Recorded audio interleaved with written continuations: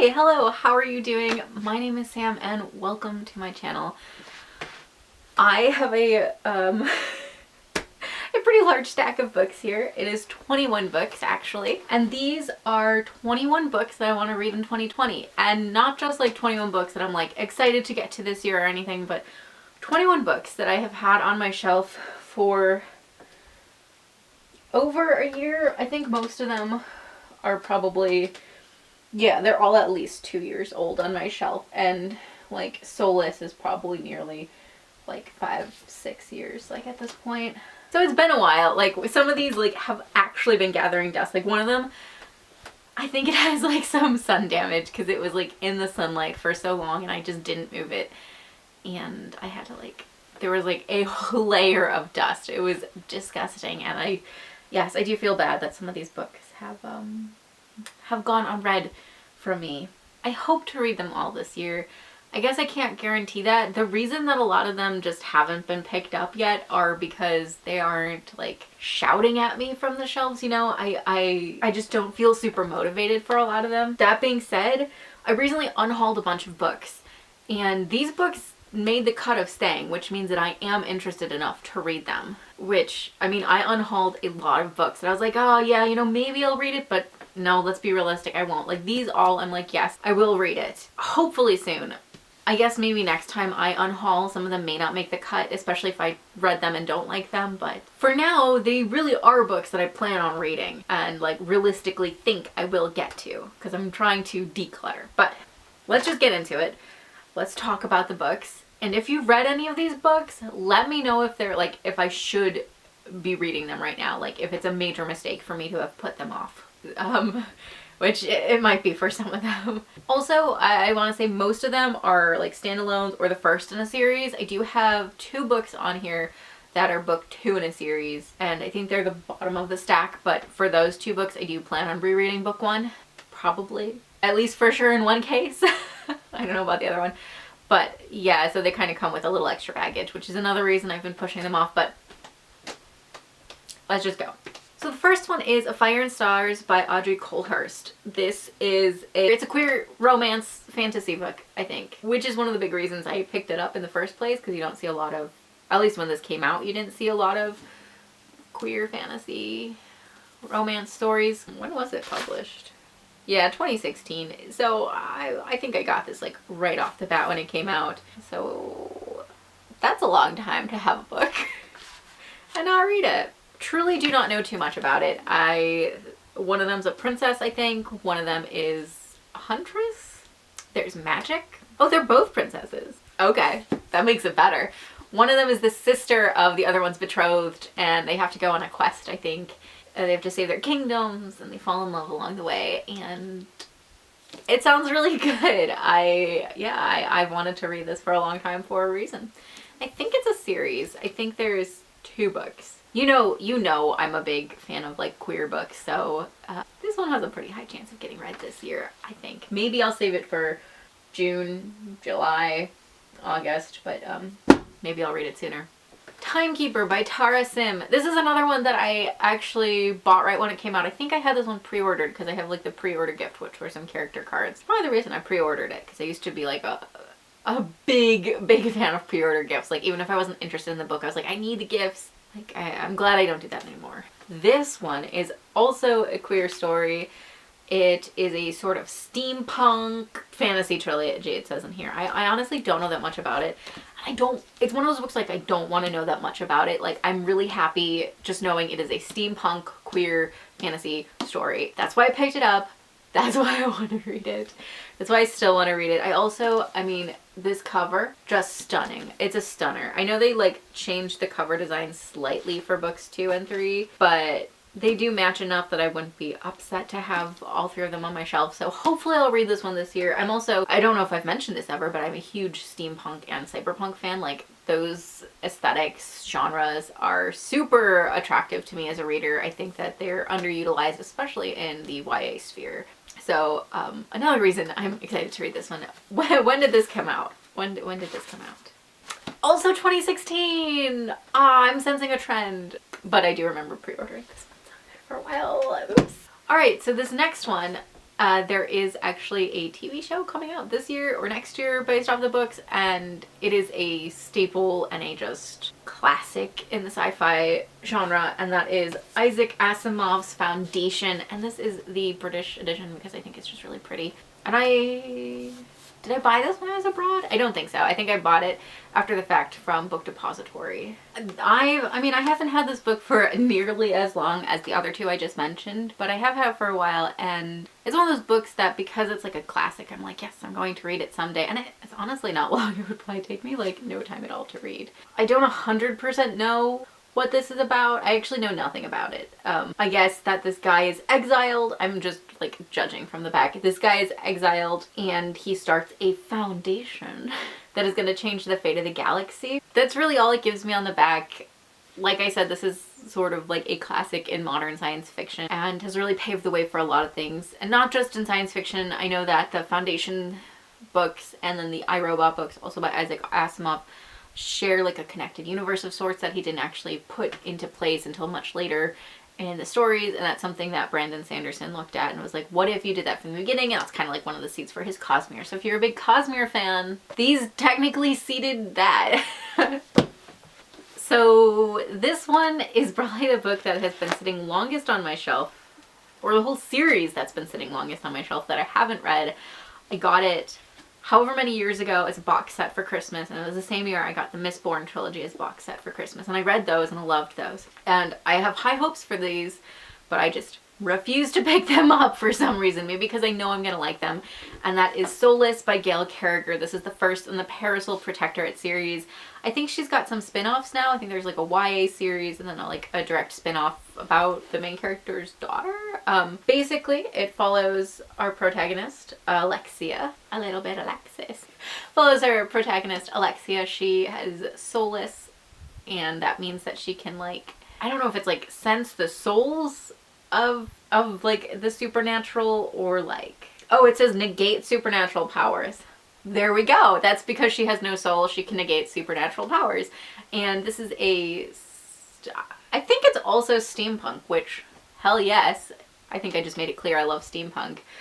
But it is a urban fantasy series. It's set during Victorian England. There are werewolves and vampires, and I mean, doesn't that sound great? I mean, doesn't it? I've heard really phenomenal things from this series. I've wanted to read it for ages. I seriously don't know how long ago I got these. At least 6 years ago. Maybe as many as 8 at this point. I was definitely in high school. It just wasn't early high school or late high school. I don't know. Here's one that, it was another pre-order, so actually let's look at what year it came out. 2017! It's not 2016. This was a pre-order. I pre-ordered it because you'll see in a minute the author is one of my favorite authors. It's a book I almost never see people talking about, and I don't know if that's a good thing or a bad thing. And that book is All the Crooked Saints by Maggie Stiefvater. This cover is gorgeous. I don't know if I didn't mention that, but it's gorgeous. This is a, what's the word? I don't remember the word, but it's, magical realism. This book is a magical realism book, and that's all I know about it. It's a standalone, which I'm totally into.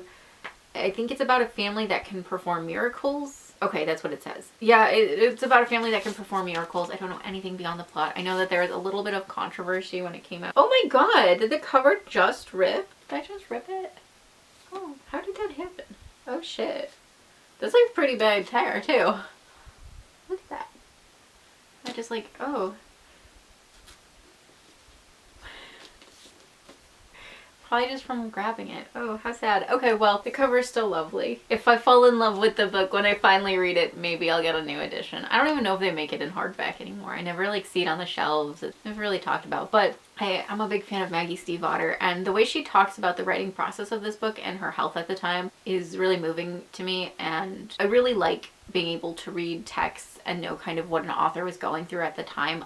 I know that you don't really need that to understand text, but at the same time, I think it really does enhance the experience. Just like when you watch films, it's kind of nice to know what went on behind the scenes of the film. Like, it enhances the experience. So that's another reason I do really want to read this. I mean, I love Maggie Stiefvater. Her Ravenside Gold books are really good. I loved the Wolves of Mercy Falls books back when I was in like middle school and early high school. Tried rereading them. They did not hold up, but I did love them at one point. And Scorpio Races is a book that I don't think I fully appreciated when I read it. I liked it. I don't think I fully appreciated it. I think it's a book I need to return to. But yes, All the Crooked Saints. Trying to like cover up the rip. I do really want to read this one. I'm going to stop saying that because that's how I feel about all these books. That's what the introduction was for. So now we've got another urban fantasy. I think it's closer to cyberpunk than steampunk, and that is 3 Parts Dead by Max Gladstone. This is the first in his series, and I have no idea what the series is actually called. Yeah, I don't remember. What's really cool is the books are published in a particular order. It's 3 Parts Dead and then 2 Serpents Rise. I have book 2 so I can check. 2 Serpents Rise. They're published in a specific order, but the number and the title actually tells you the chronological order. So this is like the 3rd book in the series, and I think that's really neat. I adore the cover. So this is one of those like urban fantasies that makes the magic and the mundane really mix, and I love that. I love that so much. It's just one of my favorite things that if a fantasy author can do and like pull it off, it just makes me so happy. So it's about Tara, and she's I'm just going to read part of the back. She's a first-year associate in the international necromantic firm of Kelethris, Albrecht, and Au, to bring him back to life before his city falls apart. That's a fantastic name for a firm. So her client is a recently deceased fire god, and she and a partner have discovered that he was murdered, and they need to solve it. And yeah, I mean, it's obviously heavier than that, but it's like the general like lay of the land. And yeah, I mean, doesn't that sound good to you? I think I got this book because I had my eye on it for a very long time, and then I finally picked it up probably in like the 2016, 2017 range. I was really into urban fantasy at the time because I had discovered the Dresden Files. And yeah, so I was like, all the urban fantasy, that sounds good, give it to me, give it to me, give it to me.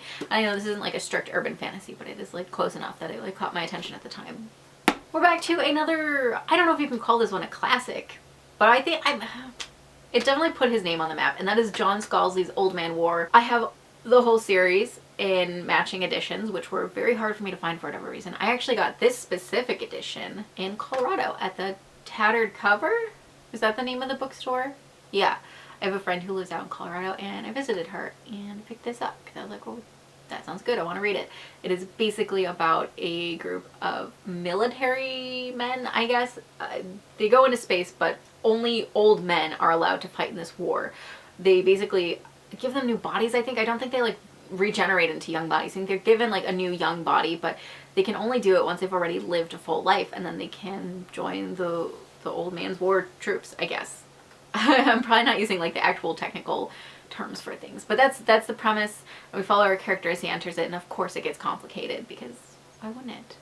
This one has not been sitting on my shelf super long. I probably picked it up like 2 years ago. Yeah, I think of these all, this one's probably the one that is the most recent purchase on here. And what was holding me off is that I wanted the whole series before I started, because I kind of feel like this would be a fun series to read back to back to back to back. Kiss of Deception by Mary E. Pearson. I always want to say Mary Erie Person for whatever reason. My mind just is like, oh, that's not it.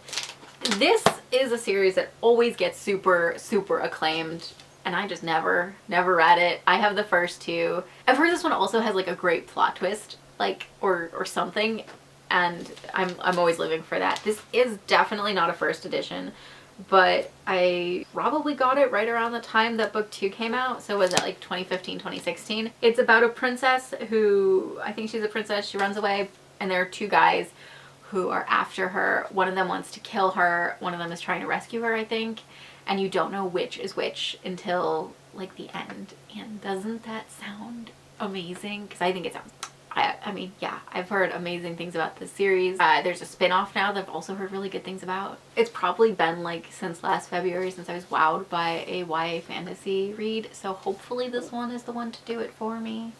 Or one of the other ones, because this actual stack has a lot of YA fantasy, actually. We're starting to really get into it, but remind me of why I love this genre, please, books. Remind me.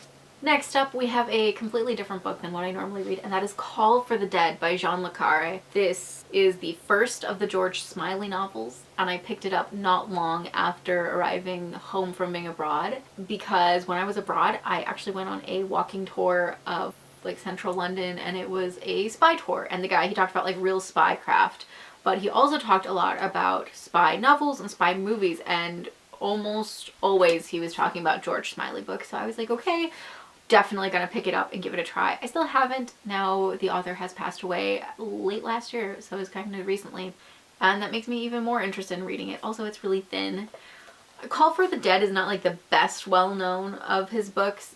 I think like Tinker Tailor Soldier Spy and The Spy Who Came In From the Cold are probably his most famous, but I wanted to start at the beginning, and yeah, I mean, does that make sense? I like starting things at the beginning, so yeah, this is book 1 in the George Smiley novels. So my friends and I do a Secret Santa every Christmas, and it's a book Secret Santa. We put like a book idea or a genre or something that we're interested in. And I put this book on my list 3 years ago. I'm just thinking about like, should I explain the reason? Well, the reason is the song The Last Unicorn is a song that really affected me when I heard it, because I was going through a really horrible time mentally and emotionally and health-wise, and the song is just very much like a song of survival and getting through and all that kind of stuff. So I kind of glommed onto the song, and I still keep it on pretty regular rotation in my music listening. But then I watched the movie, and the movie it's okay, but I really wanted to read the book. I didn't even tell you the book, but the book is The Last Unicorn. The book is The Last Unicorn by Peter S. Bagel. But I saw the movie. It was like okay. I think what really just didn't hold up was the dialogue was really weak, but I really wanted to read the book after that experience, because I was like, I want to see where this emotion comes from that has inspired the song in this movie. Yeah, it's about, I mean, if you don't know anything about The Last Unicorn, it is about a unicorn who finds out she's like the last of her kind, and she seeks out like the rest of them. She's like, where are they all? I want to find them. Are they even alive? And this is her journey, and it is sad and melancholy and a little heartbreaking from what I understand in the movie itself. So also, I think it's like one of like many people, like famous authors like Ursula K. Le Guin, Tad Williams, hey, reading his books right now, Patrick Rothfuss, they all say such high things about this series. Or this series, it's just a standalone, but they say really wonderful things about this book. I'm a little terrified to read it, and a little excited, and just ready for it to change my life. Not to like hype it up too much or anything. Some more YA fantasy with Ace of Shades by Amanda Foody. I 100% pre-ordered this. So when did it come out? In 2018. So it's not that old comparatively. The way they do the copyright page in here is really interesting. Sorry, I'm just like looking at it. Why does Harlequin do it like that? It's interesting because you can't see which edition you get, like if it's the first. But I definitely pre-ordered this because it sounded amazing. I don't 100% remember what like the magical or fantastical elements of this book were that like drew me to it. I think the title was a big part of it, but it is basically about a girl whose mother goes missing, and she leaves her life behind to go search for her. So now that I say it aloud, it kind of sounds a little like Enola Holmes, which is a great movie. But yes, Ace of Shades by Amanda Foody. Yeah.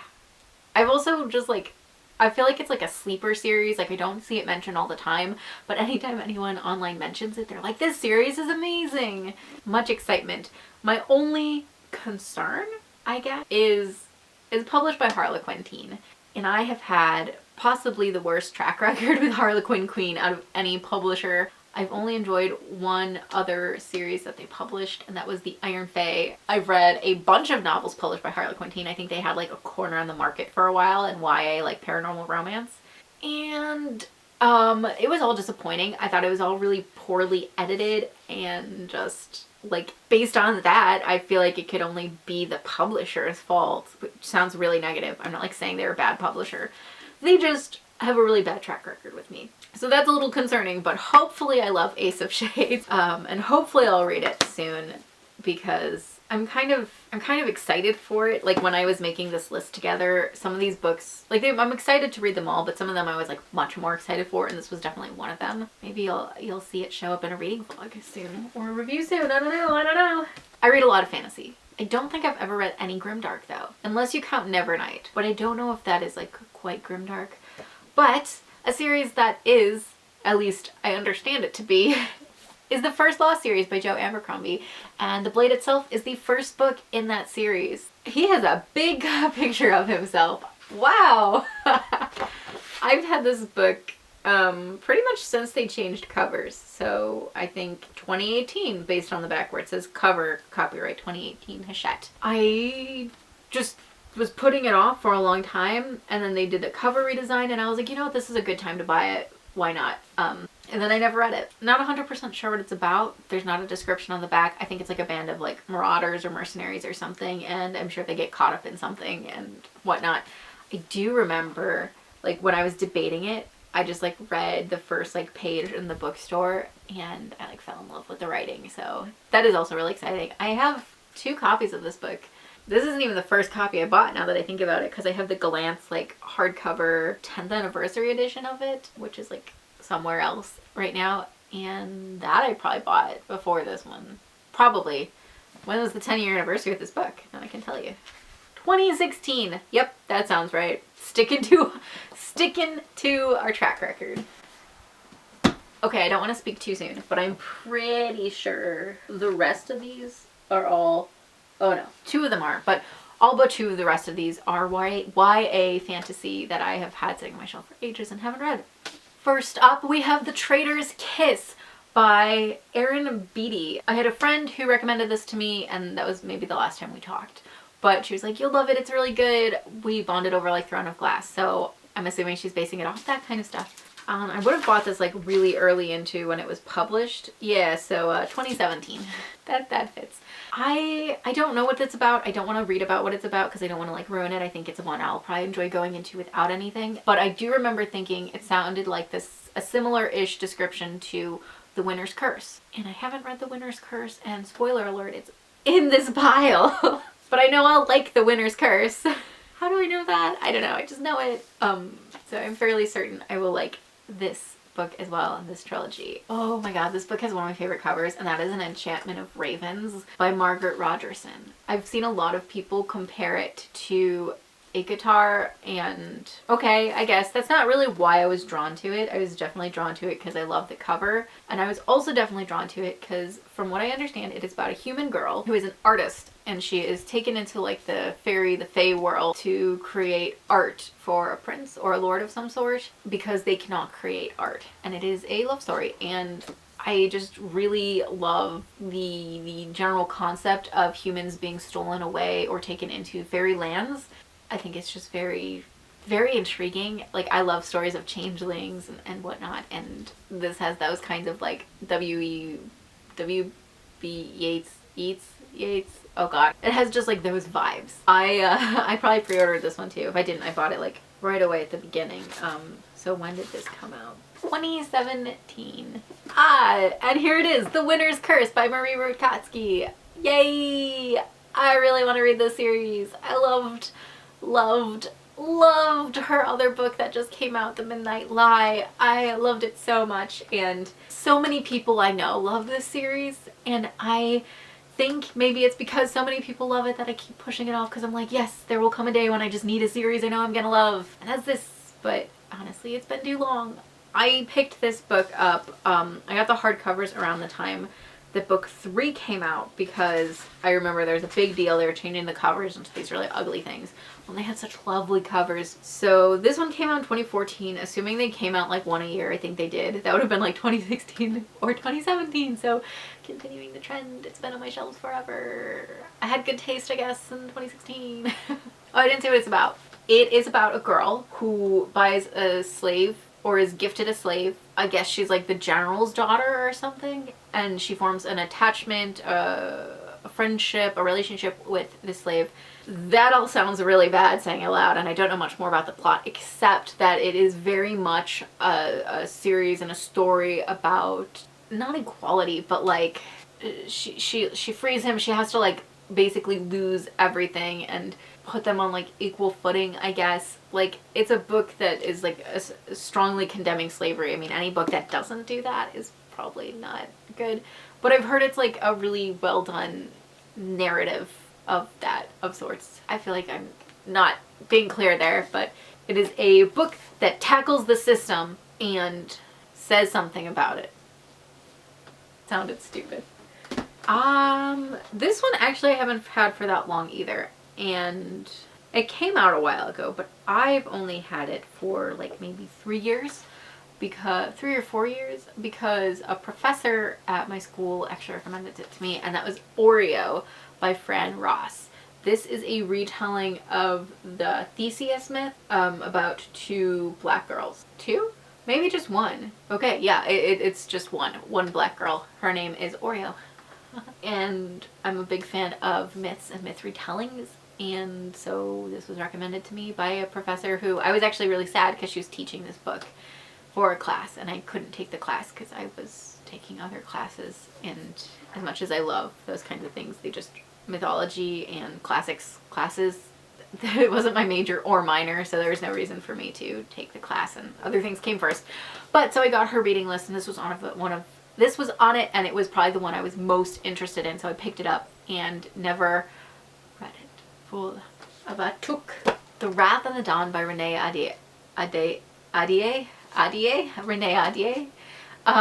This is her debut novel. I didn't pre-order it, but I would have gotten it around the time it came out because people were like freaking out about it. Oh my god, maybe as long ago as 2015. Let's be a little courteous and say maybe 2016. Still 5 years ago. My god. This is a retelling of 1001 Arabian Nights, and that's all I know about it. People either love it or are just meh about it. Her most recent series seems to have a lot more love for it. The Beautiful and the Damned, I think, is the title of the series, and it's about vampires, so I should check that out. But because I've had this on my shelf for so long, I'm like, I should read this first before I read her new stuff. The Wrath and the Dawn. I'm not sure if this is a series or if it is a standalone. I honestly have no idea, but I 100% picked it up because of comparisons to Jonathan Strange and Mr. Norrell, and because the cover is gorgeous. And that is Sorcerer to the Crown by Zen Cho. I don't know if all the details will even come up on the cover. Maybe it's too shiny. It's just blindingly gorgeous is honestly what it is. Yeah, it is. I don't know the details about this one is about. It's about the first African sorcerer to the crown. And he gets a new apprentice and he has to save magic, is what I think I understand about this book. I don't know when I got this. It wouldn't have been like when it came out. It was a while ago. It was long enough ago that I don't remember when I bought it. I want to say maybe like sophomore or junior year of high school, of college. Definitely of college. It's not YA fantasy. It's adult fantasy. I don't know if I've seen any reviews for it or anything. It looks gorgeous and it sounds good, and if it's compared to Jonathan Strange and Mr. Norrell, I have a need to read it. Oh my god, the pile. Don't fall. 3 more books. And this is the one that I had to actually wipe like a sheet of dust off of, and that is Cruel Beauty by Rosamund Hodge. This is a Beauty and the Beast retelling, I think, or it is a Minotaur retelling. Maybe it's both. I think it's just Beauty and the Beast. Yeah, I think the like companion book to this is a Minotaur retelling. Basically, she wants to seduce him and then kill him, and you know what? I live for that. That's a great dynamic. That is a great dynamic, and I think they actually fall in love because it's a Beauty and the Beast retelling. Oh, Sarah J. Maas is quoted on here. That's cool. Yeah, I don't know when I bought this.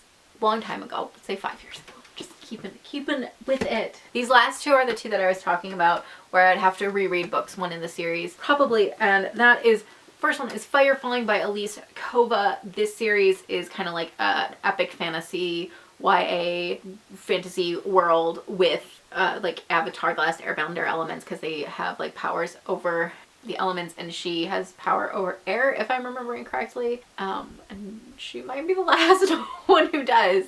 But Elise Kova is, the first book was phenomenal. Like the first book like blew me away, and I bought like number 2 immediately and then just like put it to the side and didn't read it. But her books all sound really good, especially her newest ones. But I want to read this series before I pick up any of her more recent ones, just because, like, hello, I've had it sitting there forever. I would definitely have to reread. Ah, it's falling down. I would definitely have to reread book 1 because I don't remember anything that happened. I was super invested in the romance, though. I do remember that. And then the other one is A Crown of Wishes by Roshani Chokshi, I think is how you say it. I'm so sorry. I practiced her name a couple times and I'm still probably saying it wrong. I've heard that this one is even better than the first one, The Star-Touched Queen, which I did enjoy, but I didn't love. I thought it was just okay. I thought the latter half was fantastic and the first half was just really slow. But I think I'd want to reread it and then give this one a chance, because I have heard this one is phenomenal. This is about the main character from the first one. Her sister goes on a quest of some sort. Oh, it says she competes in the Tournament of Wishes. Interesting. That actually reminds me a little bit of Star Daughter, which I didn't love, and Legend, which I did love. It doesn't look like it's gonna fall. Yeah, that's the video. I hope you liked this. I hope you find this interesting. I think it's crazy how long some of these books have been sitting on my shelves, but honestly, time in general is just kind of crazy. When I think about when I was in high school, I'm like, oh yeah, that was like only a couple years ago, and it's like, no, that's like 6, 7 years ago now. I'm not gonna do the math. That'll make me feel old. It's weird to think that like this much time has passed for me. But that's not what this video is about. This video is about me being ashamed to have not read these books that are all probably really wonderful books, and just letting them sit here forever.